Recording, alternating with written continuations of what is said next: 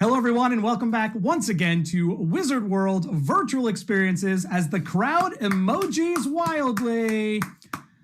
Let's see those emojis out there. You can also applaud from the comfort and safety of your home. We are streaming this panel to you completely free and live on Facebook, Twitch, and YouTube, trying to bring that Comic-Con life to the comfort and safety of your home. And again, we hope you're applauding and hooping and hollering out there because we are about to bring out the cast of Ash versus Evil Dead in just a minute, but also show us your love via those emojis, thumbs up, hearts, all those funky things you can do in Twitch.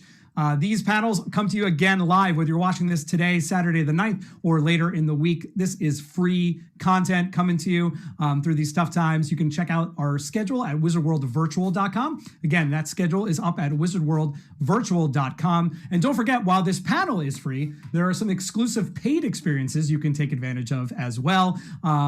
Signed autographs, video recorded messages, and the most exclusive live one-on-one video chats. It's you and your favorite cast member or cast members in a Zoom room with a Wizard World staff member. Those are taking place for Ash versus Evil Dead next weekend, so definitely take advantage of those. It's a great gift for yourself or a loved one. Again, those can be found at wizardworldvirtual.com, but don't forget about the Wizard World Vault. We cannot do in-person conventions right now at a large scale, but we're hoping to take care of our artists and vendors. So head to wizardworldvault.com where you can find works of art, signed memorabilia from our past conventions and past, not only in-person conventions, but virtual conventions at the wizardworldvault.com.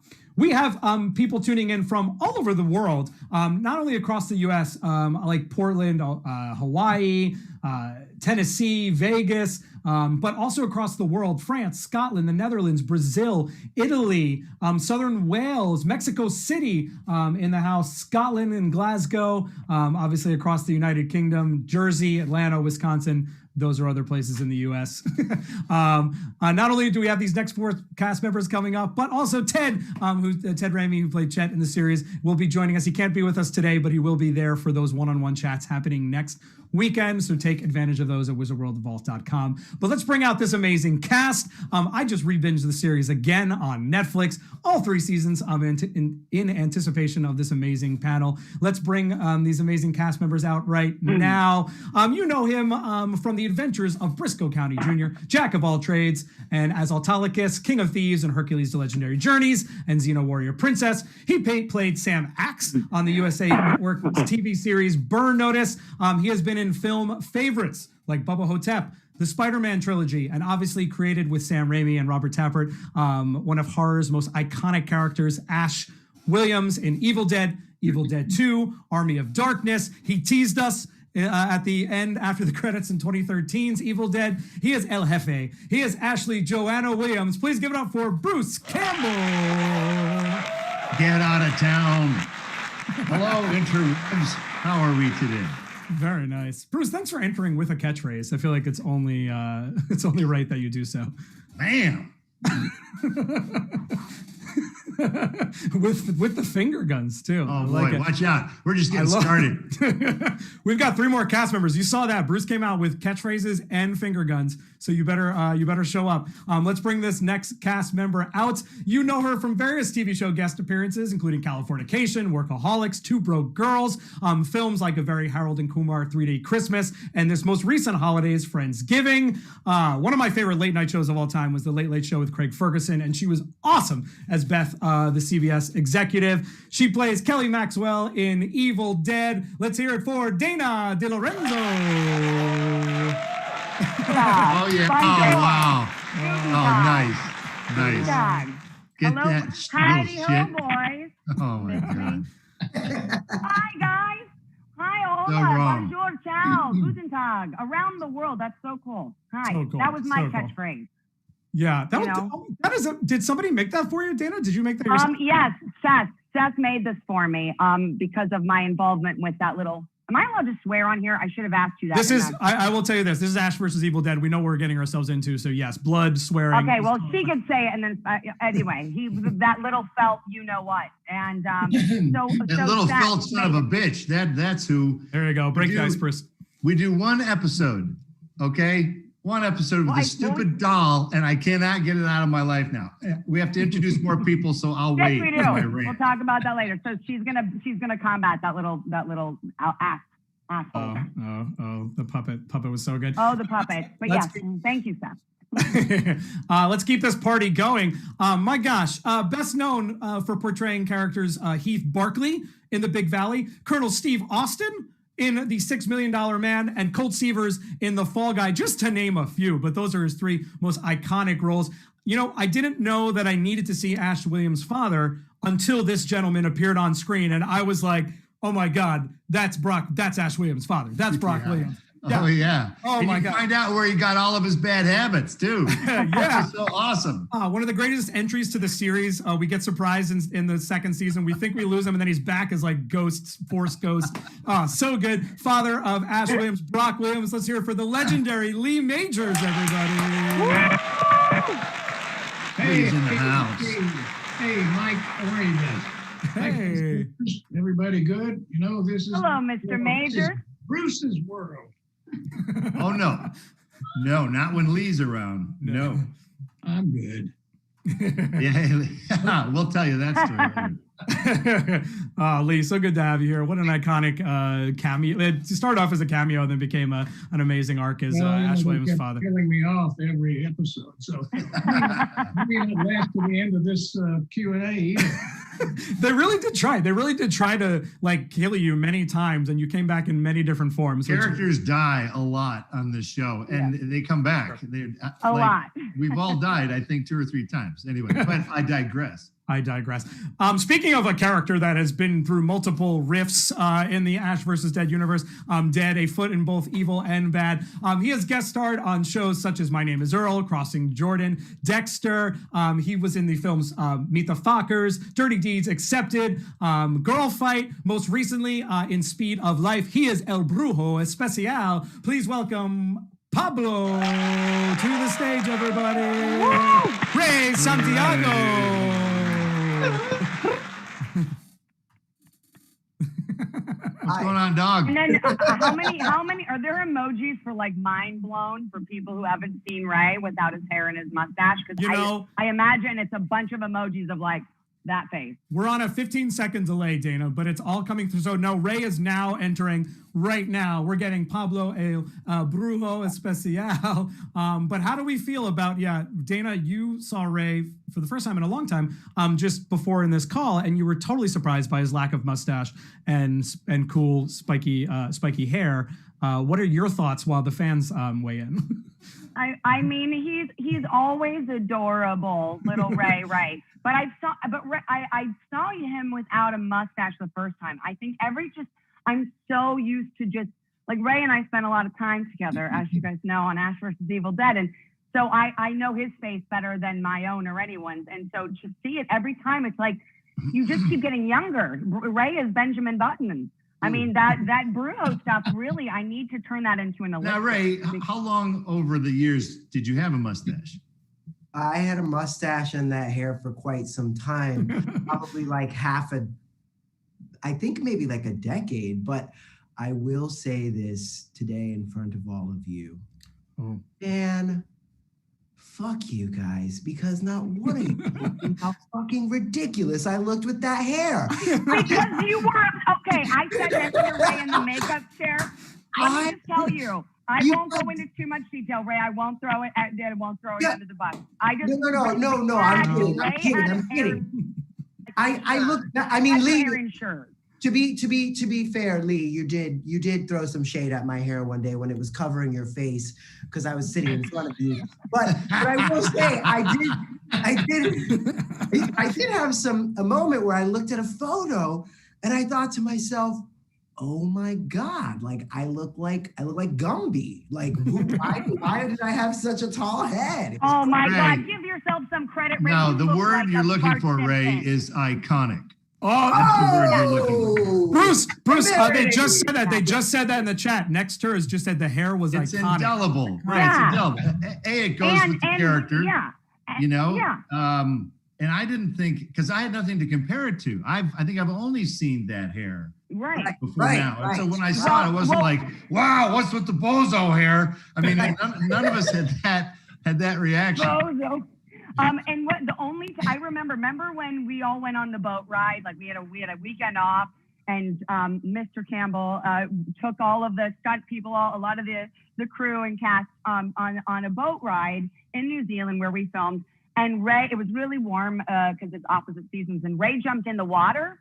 And this was season 1, I think. And Ray came out of the water, and it was the first time anyone had seen, because when your hair is wet, Ray, it goes like now. And we were like, where's Ray? He's drowned in the water. Bring Ray back. Bring Ray back. I remember Dana, it's funny you mentioned that. I remember noticing that, not in that scene, but in the final episode of season 3 when the rain comes down, because it's a little bit longer there. It's grown a little bit longer, and it like parted in the middle, Ray. It was beautiful. and what I still don't understand, Ray, and you have never answered this. I've asked you this. We both got a lot of crap and blood and guts and viscera thrown on us in 3 seasons. You have had it all over. It never got in your hair. How was that possible? I mean, I think there were definitely some times. I think they picked some viscera. Yeah. I mean, but it was never like everything else would get covered and his hair was just like swing. It was always like a pristine. Sucking up the blood and it was going in my brain. That's why I became who I became on the show. I like how very, very adorable, very mild-mannered Raymond Santiago comes out and is the first one to drop the F-bomb of the whole 4 of us. So he's not.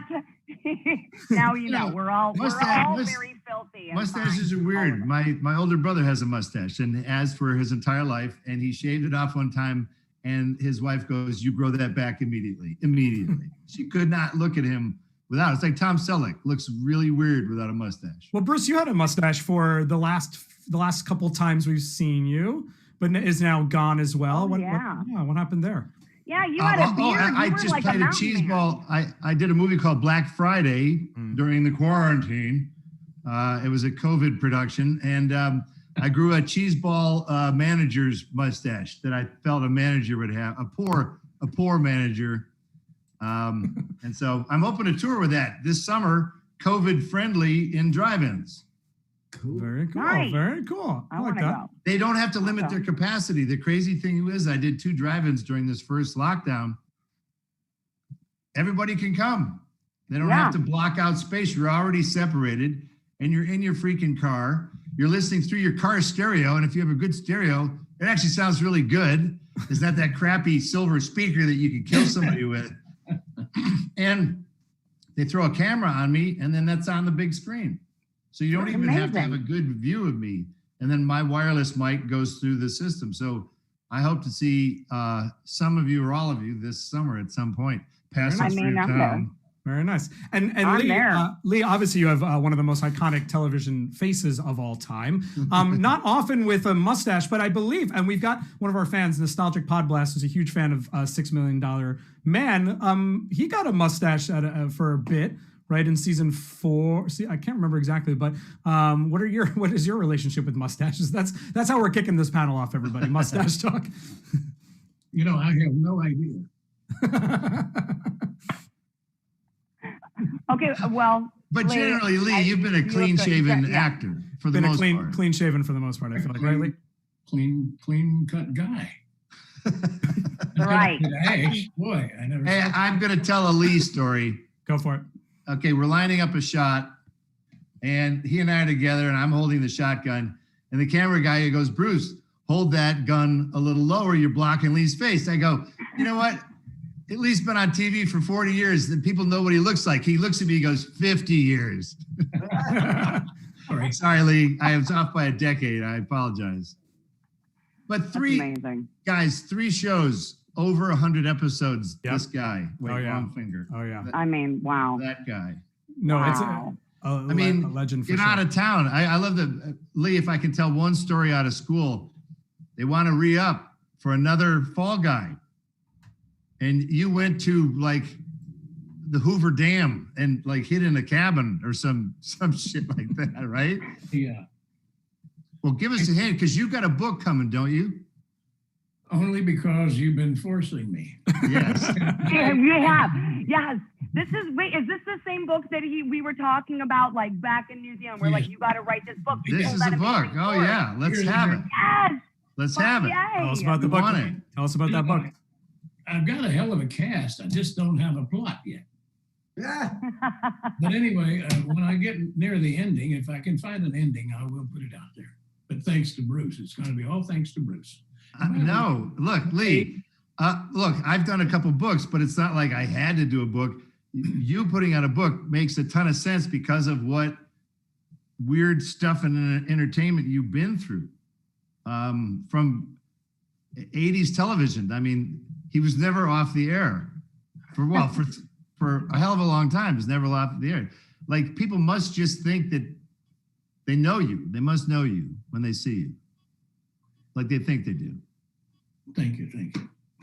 Lee, I think I know him when I see him, don't I? Well, and that's a great. I'd love to talk, Lee, because everyone's very excited, Lee, about Clancy Knox, Sam Burns, all excited about this potential book coming from you. Because again, you are an icon, you are a legend in TV. I want to ask specifically to the cast, but I want to start with Lee from Fine Line Solo, because we have a bunch of fan questions coming in. What were some of your best memories? We have already Ray, Dana, and Bruce kind of chiming in on their memories of you on set. What were some of your best memories of coming into this iconic horror franchise of Ash versus Evil Dead? Well, gosh, it was pretty interesting, but I had never really seen any of the Ash Evil Dead movies, I must confess. But when they asked me to come in and asked me if I wanted to play Bruce's father, I thought, gosh, what a thrill. I am such a big fan of Bruce Campbell. I followed his career. He's the most underrated actor I've ever known. He's really super. And all the cast was just so nice to me that I just appreciated them having me on the show. That was already a successful thing. How could it Lee, I don't think you understand what a coup it was to get you as Ash's dad. I mean, we appreciate your humility, but to get fucking Lee Majors as Ash's dad, there was nobody else on the list. We're like, yes, bionic, Ash with his hand, and to be able to do a scene with you talking about bionic shit, I'm like, okay, this is why I do this stupid business. Because every so often we run into scenarios like this where you go, I'm never going to get this again. I'm never going to be able to duplicate this moment. And so, we were delighted that you got suckered into this, because I know you, Lee. This is not your stuff. I think what saved us for you was the show was funny. I mean, it's violent, it's vile, it's bloody, it is disgusting. But we're hoping what saved it was that, it's not that serious. That was it. I saw all 10 episodes of the first season. Oh, good. And I said, damn, that's a lot of blood, but I mean, Bruce Campbell's sawing people's heads off and blood's flying everywhere, and he's throwing out crazy, wonderful lines. Who couldn't go for that? That's what you want. You want the video of Lee Majors watching season 1 of Ash vs. Evil Dead and getting his live. Oh, yeah. Yeah. Going, okay, now let me get this straight. They want me to be on this show? Wait a second. This show? Okay. Ted Raimi does a much better Lee imitation than I do. He does. Yeah. Here's my imitation of Lee. Lee is old school, right? He's an old school actor. New school actors, as soon as they call cut, they're running out of the stage with the phone in their hand, doing live chats and Zooming and everything. And Lee sits in a chair about 5 feet from the set. Or if there's a good chair on the set, he'll sit on that chair. And, he's Lee Majors. People are going to come up to him. The crew is very nice, very great crew. They go, oh, yeah, Lee. Oh, yeah, can I get you anything, Lee? And Lee would just go, I'm good.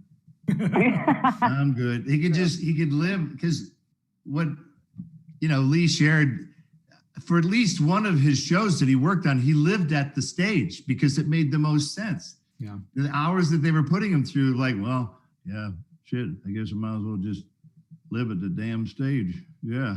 That was good, Bruce. It was all right. About a B-. It's getting there. I mean, as an actor, Lee, I appreciate that dedication. And I don't know if anybody really realizes how much time in front of a camera you have spent your adult life. It's unbelievable. So you have a great legacy, which I think is wonderful for when if you ever croak, which won't be for a while, people are going to remember Mr. Lee Majors, and especially since you put that book out. And the good news is, because he's worked on this show, even if and when he does croak, he's going to just come right back, because now you got experience. I mean, you know what I mean? It's like a rite of passage. You just come right back. Now, guys, I want to ask my fellow cast members. I was in the world of blood before they got dragged into it. I knew what to expect. I really did. And so I took a perverse pleasure of sort of witnessing the first blood, if I was on the stage at the same time, first time they got the blood in their face. I don't know what that was like for you, but the stages were usually kind of cold because we were always there in the off season. We were there in the winter usually. And so all you guys, I mean, what was your first blood zap on the show? Sam liked to administer, by the way. He had a cup. Sometimes he would literally just take a cup.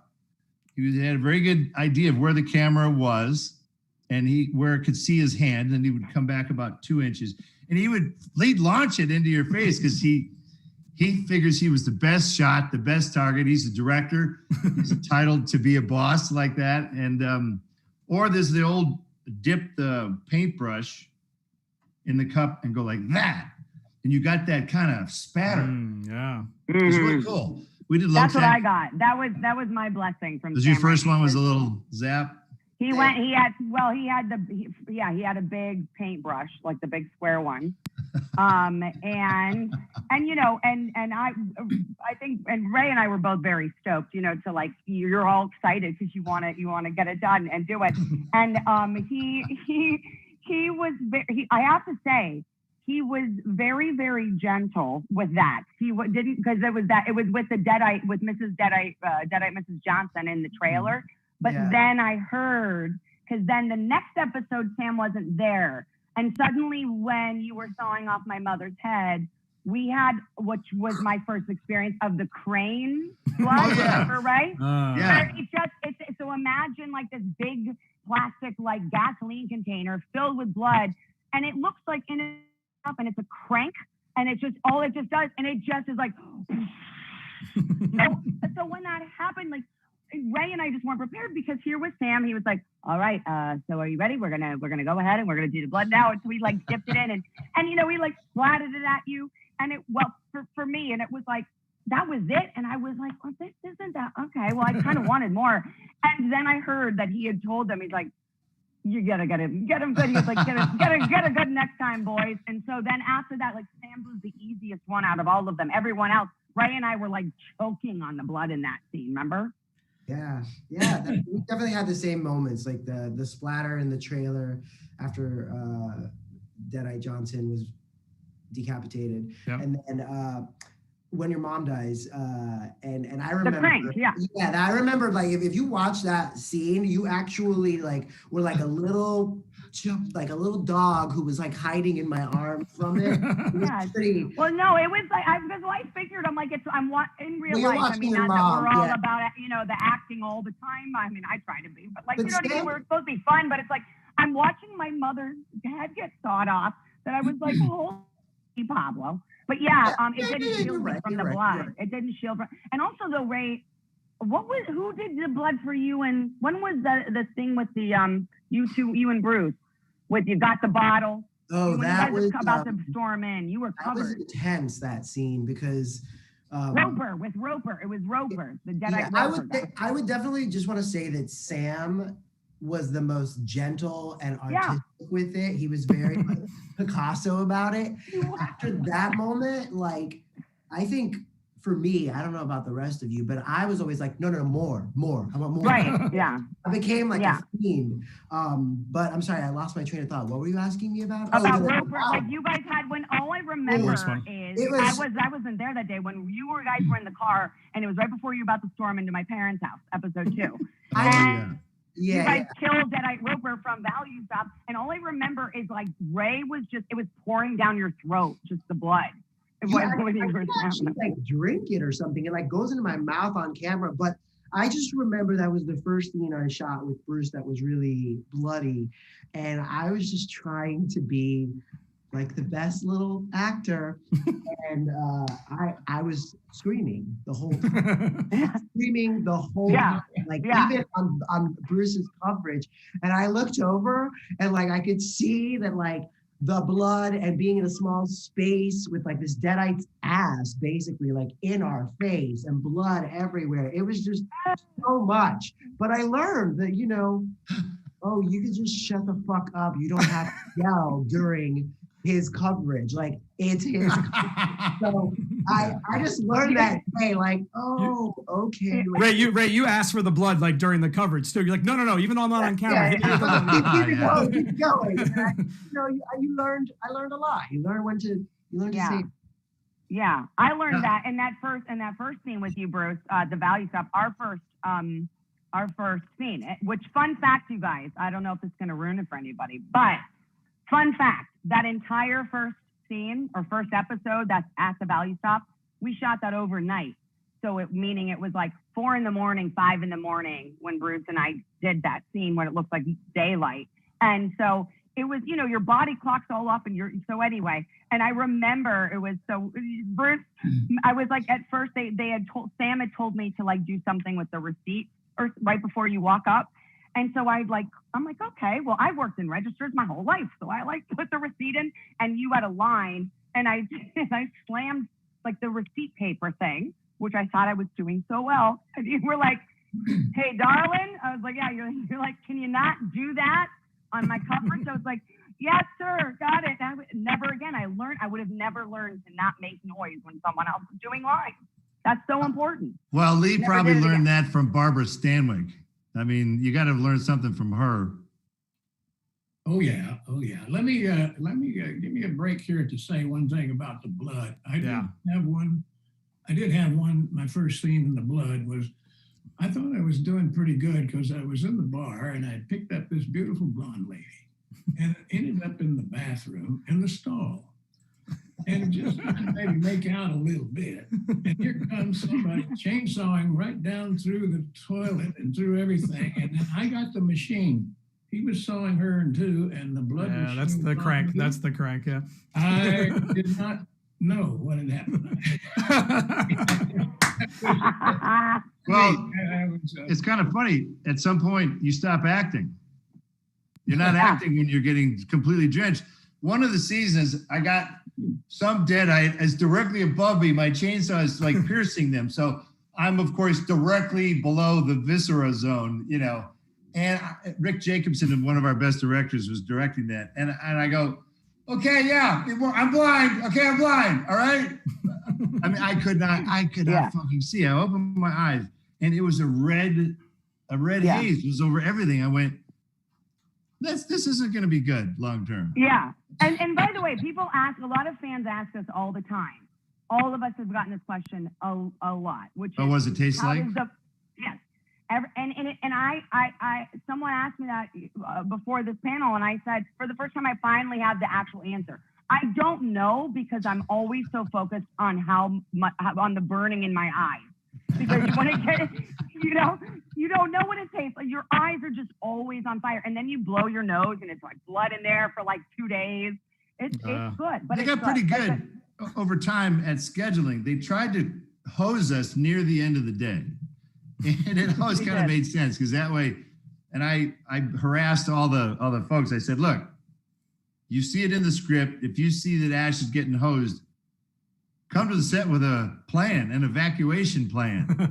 I mean, I can't even get my clothes off half the time because they're sticking to you. So that's what they don't want. I'd step into a kiddie pool outside of my trailer and just like flop, flop, you know, sexy stuff. Oh, sexy stuff. And shout out to Zodiac. A lot of fans talking about it in the chat. Zodiac Cal B said, how many gallons of fake blood do you think you were covered in by the end of the show? If you could estimate. Oh my gosh. All I know is for the bar. I don't think we'd have to go through production reports and like cost overruns. Okay, well, someone who's good at math for the bar scene season 2, I just pulling off the barman's arm, I asked.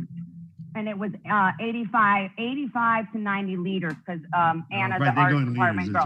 Right, but what I Google, And that scene alone, just for the ball, not getting nothing else, was 25 to 30 gallons that they had to just do over and over. So then imagine, then Ray got his, then Bruce got his. So if someone's good at math, do whatever, like 26 gallons, or let's say, 25 gallons per person per each time there was blood, times 3 seasons. Now, That's big shout out to the crew, which Oh my gosh, I still yeah. feel we got one of the Kiwis' best The best. crews for those 3 seasons.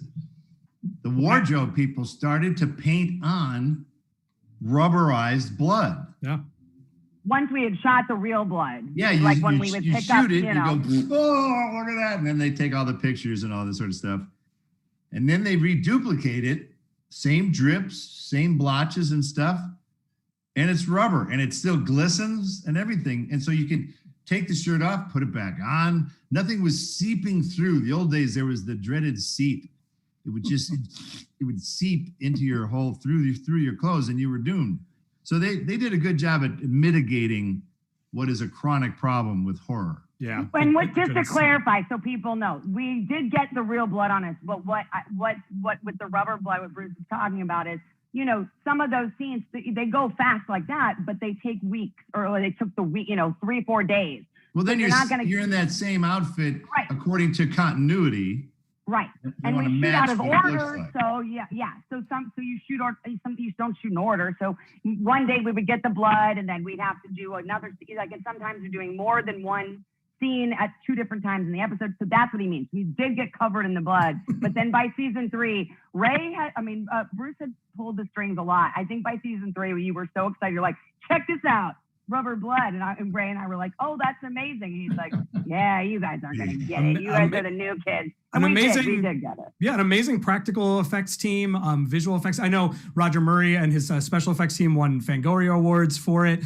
And I think that's really what brings you into the story, is the commitment to the original practical effects, right? Everything feels real and feels like it's actually happening to you on the spot. And oh my gosh, and when you think they couldn't one-up themselves, you know what I mean? You're like, well, we had a lot of blood, but now let's throw in some other bodily excrements. Which Bruce wins that award. I mean, Of course, my favorite scene. Ash has a fight with a dead body in a morgue, which becomes reanimated, and he has a fight with a colon. Yeah, possessed colon. So that's what I read, but it didn't end there, because we shot that. Okay, I did some gags with a colon. Okay, see you guys. What's for lunch? No. Then I run into Rob Tappert, our diabolical producer. It's when you realize how twisted this man really is. He goes, yeah, I saw the dailies. Yeah, they were pretty good. You're not done yet.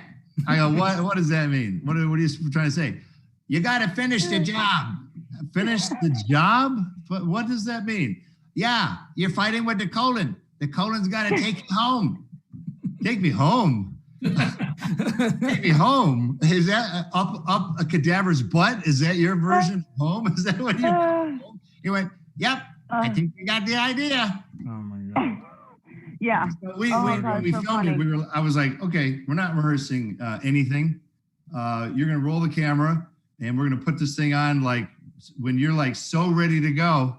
And as soon as this thing's on, I'm gonna do like 2 things. Then you're gonna get this thing off. I mean, because his dingleberries are right there. Yeah. Once you get there. That is what sold it. That's what sold it. Of course, he's got what I learned later was a Prince Albert, which was Rob Tappert's penis dangling in my face. And I'm like, we got to add that. Right. That's just how it comes out. Right. Once he's in position, then there's the Prince Albert. I'm like, yeah. I remember reading that at the table read, and I believe the words were, Ash is now inside the cadaver who is sitting on him, and from the profile, it looks like Snuffleupagus. Right. Ash has a dick growing out of his forehead. Yeah. But meanwhile, legendary TV actor Lee Majors is still just flipping. I get thrown off of this show a lot. Let me tell me about my last blood thing. I got to the hotel. I thought I'd washed everything off. I stopped in the bar to get something to take up to the room after a long day. And the bartender kept looking at me funny. And picked it up and I kept looking at it. And I got to the room. My wife said, "Oh my God, I had blood all over my neck." It really looked pretty real. I think that scared the bartender. I don't know what the hell. And he was afraid Yes, to sir, ask I'll get me that the drink for you age right group. away, sir. Yeah, sure. What about the demon, Dana and Ray? I mean, you guys get a lot of the demon blood, which is like that viscous black stuff. I don't know, Ray, do you have, I mean, we're hearing a bunch of fun stories. Do you have a particular gory moment that sticks out to you as just like as an actor being like, oh, this was a lot? Probably, they eased me into it in season 1 with having to birth children out of my mouth. That's true. That was a pretty good one, Ray. That was so rough. over the top. It was awesome. Spectacular. They handed me things and they said, "Could you just put this in your mouth and let it out slowly?" Oh. God, there's a good joke there, but I'm gonna. What was that? I mean, it was like obviously this sort of like sausagey look, like exo skin thing. It looked like an arm, kind of, but that was just the beginning. I just had when you guys were talking about blood and stuff, I had a flashback to just not having my hands because I had these prosthetic fingers and no face and just like another face on my face, and just passed out on my bed in my trailer, glued to the bed, and the knock at the door that tells me they're ready, and just being like,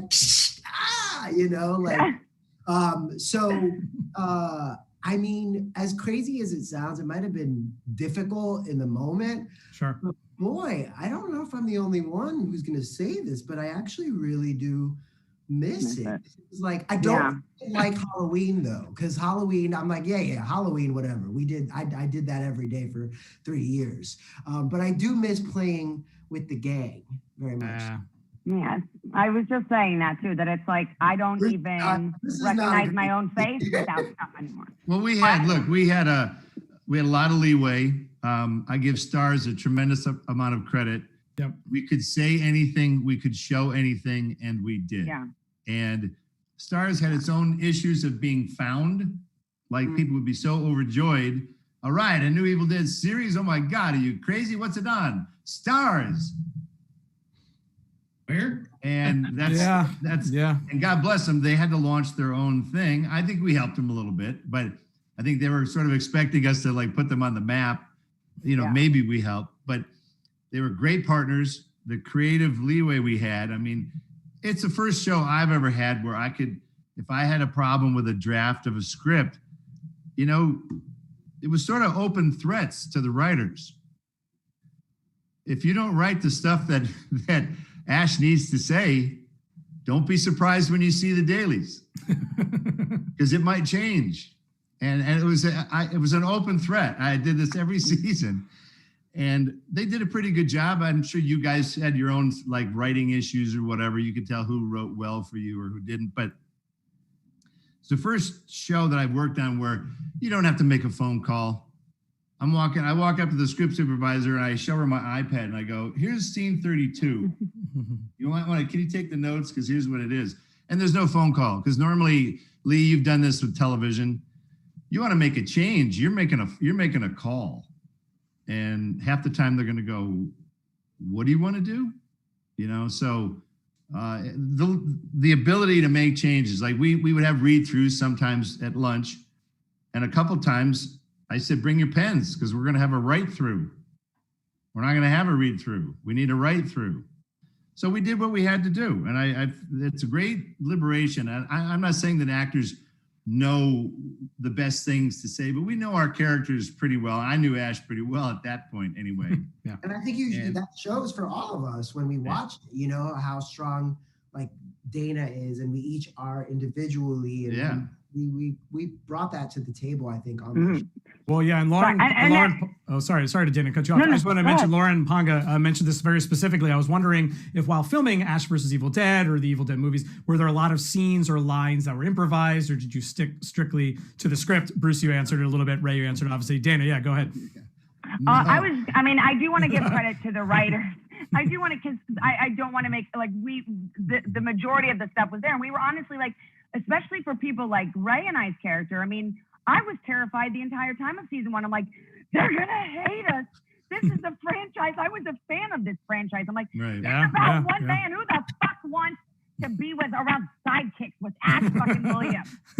and I was terrified that this was going to go the wrong way. And I have to give credit to Sam and to Craig DiGregorio and Cam Welsh and some of the great writers who really knew what Bruce's character was and how Pablo and Kelly fit in to that world, so that it wasn't ever too serious. It wasn't ever too horror without all the things, right? I feel that you guys were all accepted. I mean, absolutely.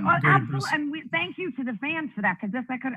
They were pretty good to you guys. They weren't dicks to you guys. Right, but in terms of the writing, like, once we all, especially, I mean, Bruce, you've done the character for your entire life, so you could like spit out a one-liner, like, even if you would always be like, Bruce would always be respectful and respect the writers and say what was in the script. And then because we had to move fast. So if we got another take or whatever, he would just spit out another line. And then there was one episode where Bruce, Ray, and I all started playing Topper and started improvising our lines, where it just, remember that was like at the cabin, it was like, up Schitt's Creek, without a paddle. But well, we were whispering that whole time too. We turned away and we started whispering to each other, like the first train to Oklahoma. Exactly. In Philadelphia. And then Bruce and I wrote an entire scene before we had to film that. Remember, we filmed that the possession scene, and you and I, we wrote it at 7 a.m. together. That additional scene. Yeah, we had to look. We had to do it. So, some scripts come in fine, but TV shows, to their credit, it's a grinding machine, and you got to fart these scripts out. You got deadlines for everything, and sometimes they'll nail them. We had good scripts. Like, I have a favorite episode. Do you guys have a favorite episode? Mine was the Ashy Slashy in the asylum.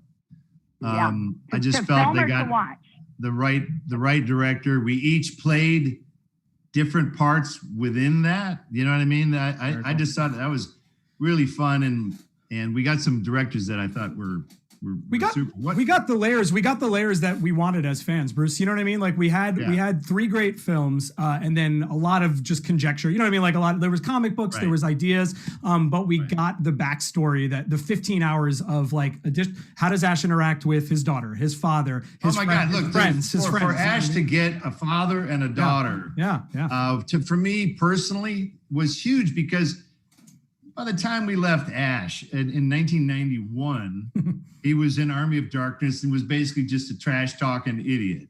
And we didn't know anything about him, And so I thought, let's see the teacher after school. Remember how weird it was seeing a teacher in the parking lot, or like at the drugstore, you go, ooh, that's Mrs. Johnson. Ooh. It was just too strange, like they weren't real people. But for Ash to have a daughter, it really struck me, because I have a daughter, and not that far off of the age. So when I was doing scenes with, Ariel, who was just delightful, I couldn't get through a couple of our dumb scenes. I'm like, shit.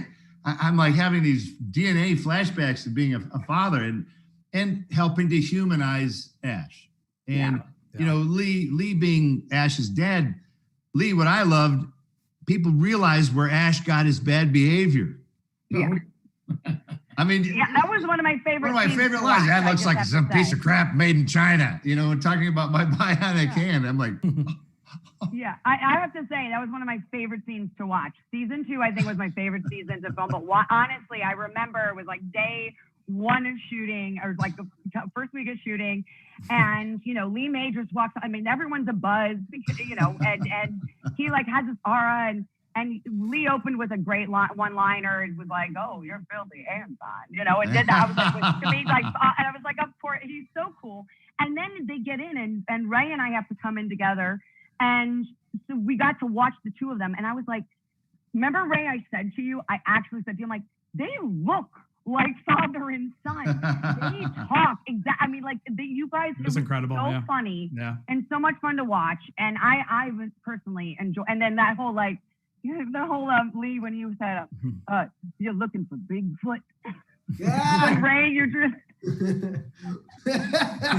Yeah, I mean, and then he just kept calling Lucy Bigfoot the entire rest of the season. Well, cut to Lee's fans on the Hallmark Channel spitting their Diet Cokes out. You know, people that were just, what? Lee Majors is in a new show? Let's tune in and see. Oh, this should be fun. Let's get the whole family. Yeah. Ray, you were saying something a little bit before about one of your favorite moments, or when we were talking about like improvised lines and like fun kind of moments on set. I don't know if you remember. I just wanted to get back. No, I think I was gonna say that, like, on other shows, you probably would never want to try to take that liberty, but like, I saw like Bruce do it a couple times, and I was like, "Ooh, I'm gonna try that. I know I'm gonna try that." And then Dana kept being like, "How do you get away with it?" Like every time I ask them, and I'm like, "Oh no, I'm not asking for permission. I'm just doing it." That's it. That's it. I think after season 1, when I saw that it worked, I was like, okay, I can keep kind of pushing it. Participating in the process. And, you know, Lee was funny. We attacked him in his trailer. A couple of us piled in there. It was early on, and we had butchered a scene. And there are all these written scribbles in it. We go, okay, Lee, it's not going to be that. Okay, it's going to be, you say this, you say that, you say, and there's this long pause, and Lee goes, "You guys rewrote the scene?" Well, yeah. And Lee, isn't it great? Like, it really crackles now, and, you know, this and that. And we thought it'd be kind of fun. He'd go, "You know, I memorized these lines, you know. I just want you guys to know that, like, you know, I memorized these lines, okay?" And we're like, "Yeah, okay, cool." So we just had to realize, again, and respect the fact that Lee is an old school actor. You get the script, you read the lines, you show up, and you say them. That's how it works. And so I think Lee was like, what are these guys doing? Like we were too freewheeling or something. Come on, Lee, let's play hooky. Let's play some. Because you rewrote it right like the minutes before you were shooting it. That's just to clarify. Sure. It was like, it wasn't, it was rewritten and you're filming it, you know, after lunch. Oh, no. Lee, the scene we're about to shoot. Here, let's do this differently. Totally. Lee, was there a moment on set that you remember that kind of taking place in terms of people going off script a little bit? Are you kidding? The entire time. But, you know, I knew that was coming. I watched him in 10 episodes, and I knew how to do this fucker. But as far as changing lines, I mean, it didn't really bother me. But I came in with whatever they wanted. It was fine with me. You know? Because Lee's a pro. Lee's just he is a professional. And everything he said, like actor. that. Yeah, he was the grounding for all of us in our shenanigans, especially like Lee when you were. That's one of my favorite episodes to film.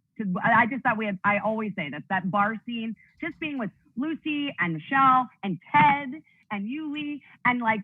Then like Bruce and Ted are doing their like Abbott and Costello, entertaining everybody, being like, ooh, ooh, and then giving me shots of like salt that's supposed to double as ketamine and thinks it's hilarious. I have to drink it. And then Ray doing this thing. And like, it was just like a party. It really was. And we had extras. One of the best episodes.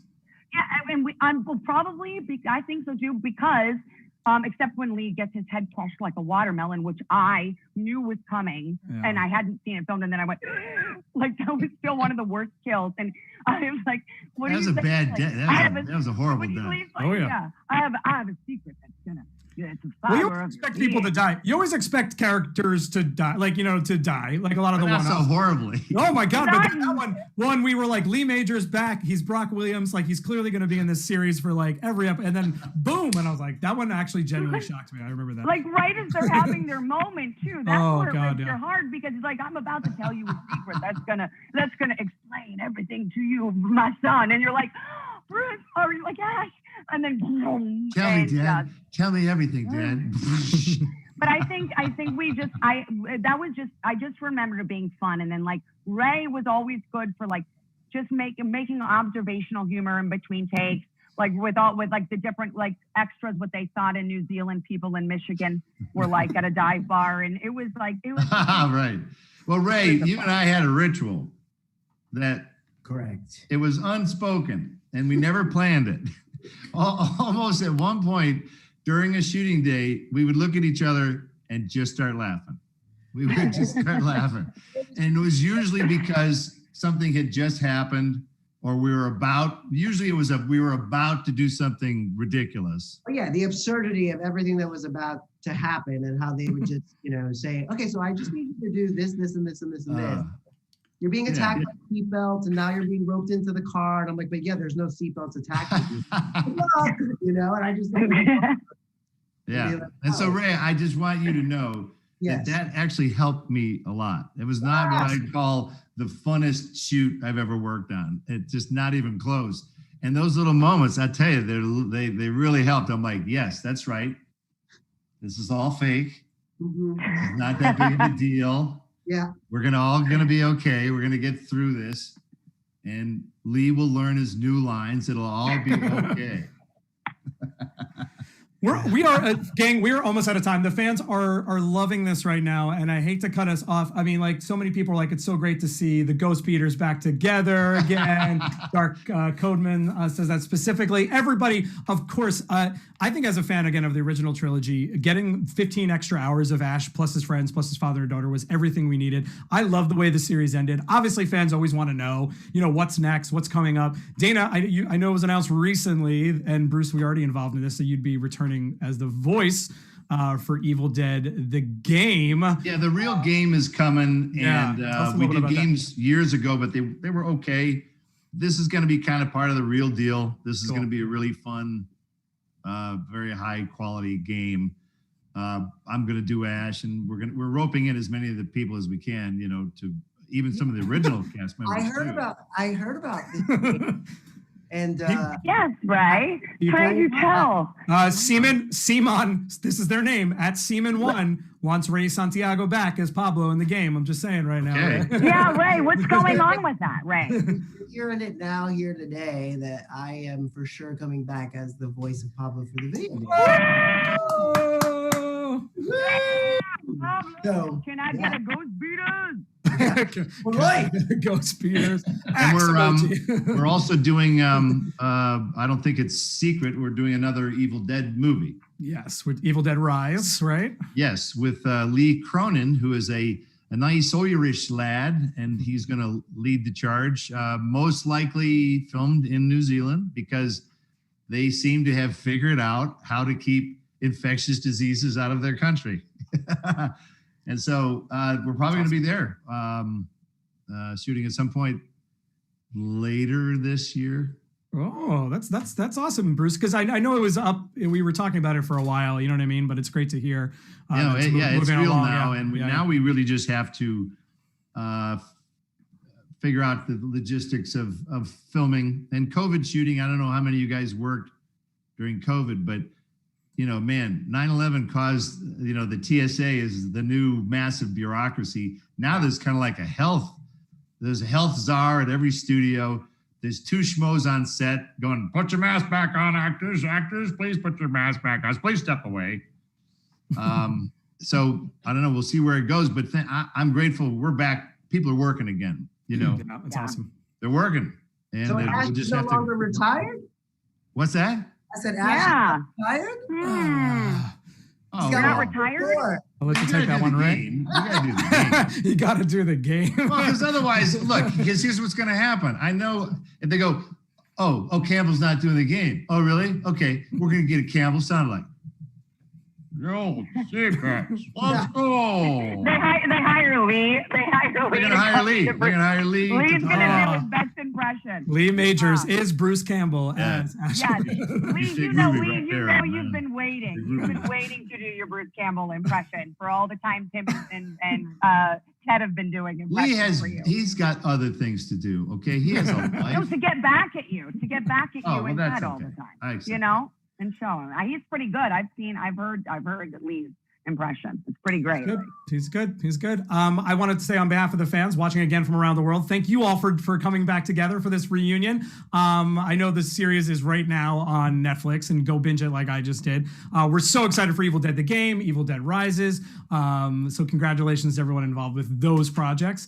And I just want to go around the room really quick here at the end. Remind the fans that you can purchase those one-on-one video chats with all of these cast members, which will be taking place next weekend at Wizard World Virtual, wizardworldvault.com. There was actually a lot of adorable fan questions that came through for each one of you. So I just kind of want to go around the room, ask the specific question, and just give you a chance to kind of shout out, what you have coming up, where people can find you. Let's start with you, Ray. This comes from content_podcast, said, loved you in the speed of life. So thank you so much for that. And just curious about any, but you just announced Evil Dead the game, but just any other upcoming projects that you have that we can find you in. Yeah, so I'm on this new show called, it came out like around quarantine, so like last year. It's called Interrogation. It's on CBS All Access. I pop up for a couple of episodes on that show. And thank you. I'm glad that they enjoyed Speed of Life. The speed of life that we have all been living in has made it a little difficult to actually live our lives the way that we would like to. So there's been a lot of things where like I had a job, like a pilot that was supposed to go, and then because of what happened, things don't pan out. So I'm just happy to be alive and well and to see you guys and more stuff to come. Very awesome. Thank you, Ray. Oh, Ray. Yeah. Lee, again, thank you so much for being here, for doing this show. As at Nostalgic Podblast, as a very specific Fall Guy, we've seen the resurgence of $6 Million Man and Fall Guy fandom. And he was just wondering, as a, executive producer, if there's any news about, you talked about the book, so that's awesome. Can't wait. So many fans were excited about that. But any word of Fall Guy coming to home video in some sense, streaming or DVDs or anything like that? They were super curious as when we can see that more accessibly. Those I have no idea. But I have a couple of films lined up in London whenever they can get over their lockdown. Awesome. And other than that, I'm just waiting on the Ash vs. Evil Dead to ask me again. We want Force Ghost. Everybody wants Force Ghost Brock Williams. I mean, come on. What's pretty good?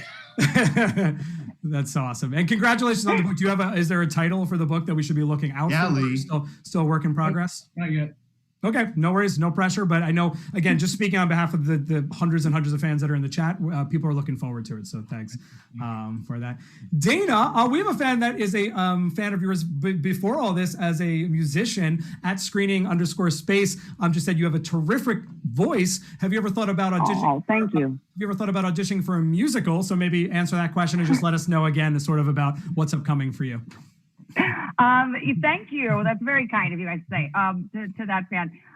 No, I had done an Amy Winehouse tribute band, and I started off in musical theater. And then I don't know if it was all my talking or the level of talking, but I got nodules very, very young that I just had to have vocal surgery for last year. And so that sort of went out the window for musicals and my Amy Winehouse. Your Amy Winehouse is sick. So good. Yeah. So good. Thank you, bro. Thank you. That's very not even bullshit. Oh, Bruce, that means a lot. Thank you. Ray and I really were pushing for a musical episode of Ash vs. Evil Dead because people were talking about it. Yeah. That's why he's laughing. That's Yeah. why he's laughing. And then you guys did get to sing in the credits. You and Lucy did get to sing after I forget what episode. But look it up. Anyway, Yeah. Lee can sing. We all should have done it. Let's have a special musical episode of Ash vs. Evil Dead. Who wants it? Show them in the comments. There should be an Evil Dead Christmas special. Why not? There is an Evil Dead the musical out there. There is an Evil Dead the musical. Right. Oh, I know. I've seen it, but I mean, of all of Ash vs. Evil Dead, the musical episode that is then gonna. Well, then Lee comes back, the ghost comes back, and does a whole big belting number. I'll only do it if I can do a little tap dance, just a little tap number. So good. But yeah, I'm doing actually the only thing I could work on recently is voiceover stuff. So not that that's a bad. I'm like super excited. I'm not allowed to say what they are yet. They haven't been announced, but a couple. Cool. One's going to be on Netflix and another show that'll be really really fun. So I'll let you know more about that down the road. But yes, so I'll be lending my voice to a few things, which is exciting. But mostly the game I'm mostly excited about. Yeah. Oh, I mean, people are stoked. And Bruce, last but not least, obviously, Cool Side of My Pillow is what everybody's ranting and raving about. I know you talked about the audiobook for that. Specific question, so I want to hear a little bit about that. But the specific question from Next Tours is we know that you're BFFs with Sam Raimi, have always appeared in cameos. So people are curious, I know you can't give any spoilers about his Doctor Strange movie coming out, and if there is any inkling of a cameo there, or if you'd be interested in a cameo there. If I were to answer your question, Marvel executives would swoop down and put you in a spider web and suffocate you. Exactly. So we can move quickly past that one. But one can make reasonable assumptions as to a long-term association with a certain friend that might make sense in a certain universe that I have been in before. So that's about all I can say contractually. That was pretty good. That was more than most people give away. But I can say this too. I'm publishing some crap too. Great. I started a publishing company called Eastmore Media, and that's a street I grew up on. It's this very, very highfalutin name, and I have a ton of screenplays. And movies are really hard to get made. I don't know if you guys acknowledge that. I mean, Lee made movies. We've all worked on movies. They're hard to get made. And I got a stack of stuff that I'm like, well, okay, that might cost $10 million, but why don't I put it out as a book? So I have a bunch of stuff I'm gonna issue as novels that started as screenplays, so they will hopefully read like a movie.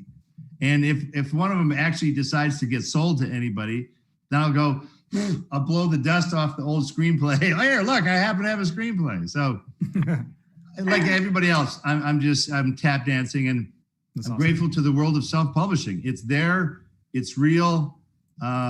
Audible works. I know it for a fact. No studio intervention. They didn't have one note of the content of any of this stuff. So I'm kind of enjoying what technology is allowing us to do, including being here today. Yeah. That's awesome. That's awesome. Oh, I know. I miss your faces. Yeah. And shout out to Ted Ramey, again, who'll be joining fans next week. And I know you and Ted also have an album as well, again, that you were able to produce during this time that you mentioned before. Yep. Yes, it's my first stab at a comedy album. So watch out. Yeah, hide the children. It's called The Lost Recordings by the host Lames Gypton. He's worked with the National Archives and the executive branch, and they have found a treasure trove of recordings of the Hollywood's golden era that have never been heard before. So we're going to hear Sean Connery have problems with his dentures, like big problems with his dentures. We're going to have Humphrey Bogart. He's a little overworked. Let's just say that. We have a Nixon Elvis meeting, and then we also have John Wayne meeting John Kennedy, who didn't necessarily see eye to eye. So it's fun recreating what would sort of sound like an old movie. You know what I mean? Yeah. Like we're adding in like noise, because everything's digital now. So if you want a soundtrack to sound scratchy, you have to actually add it as a sound effect. But we found, I had a good sound engineer. He dug up some old timey stage noises, like the big doors. They used to have these, this kaboom. It sounded like a tomb closing these old studio doors. So we got a couple of those old bells, the old ringers, and then the slates. The slates used to sound like 2x4s being smashed together. So I love all things audio, and Ted and I basically do a series of really bad imitations, but it is what it is. They're awesome. Not bad. They're phenomenal. We'll so see. Much fun to watch. We'll see. I got to figure out how to get it to the masses now. Yeah. Well, I mean, fans are chiming in. They're loving hearing from all four of you. Here from the Sky says, so great to hear what everybody's cooking up. Cal Ward says, so excited to see what everything people are working on. Thank you guys for making this happen. Thank you. This has been such a treat, such a pleasure. We're so excited for Evil Dead, the game, Evil Dead Rises, all your upcoming projects. Go on Netflix now. You can binge the entire amazing 3 seasons of Ash vs. Evil Dead. One more big round of emojis for the cast of Ash versus Evil Dead. Let's hear for Ray Santiago, Lee Majors, Dana DeLorenzo, and Bruce Campbell. Bye, boys. Out of the game. Hey. All right, guys. See ya. Bye, Signing off. Bye, guys. Good to see you. Yay. See everybody. Bye, guys.